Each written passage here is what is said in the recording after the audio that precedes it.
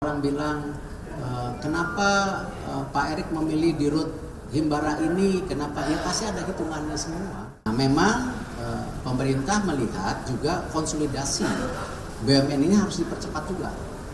Ya, salah satunya kita punya Balai Pustaka, kita punya PFN, kita punya Lokananta.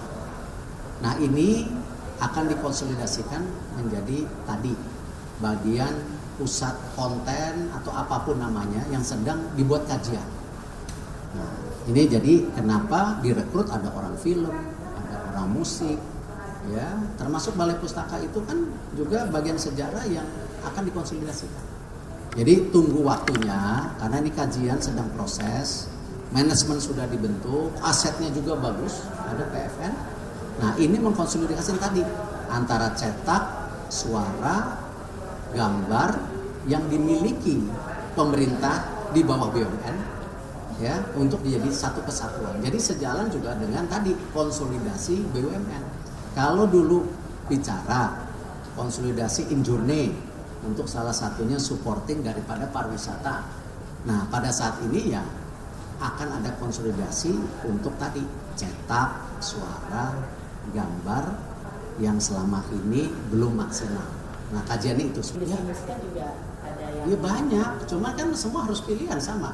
Kalau orang bilang kenapa Pak Erik memilih di Rut Himbara ini, kenapa? Ya pasti ada hitungannya semua, ada kajiannya. Tadi sebelumnya ada calon lain Pak, misalnya selain itu? Ada beberapa. Cuman proses dari TPA-nya kemarin seperti itu, ya kita kan mengusulkan beberapa nama, ya ini pilihan yang pada saat itu dilihat di berbagai perspektif, ya diberi kesempatan. Berarti nggak cuma Ipan ya Pak, ada beberapa nama. Kalau boleh tahu ada berapa? Jangan. Saya nggak pernah bilang proses TPA itu, ya kan. Semua pasti ada prosesnya.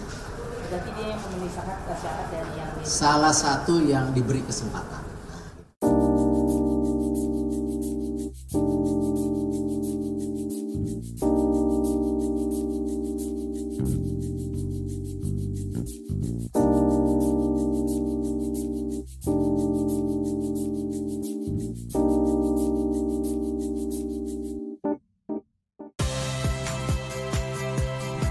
Saya Audrey Chandra, saksikan program-program Kompas TV melalui siaran digital, pay TV, dan media streaming lainnya.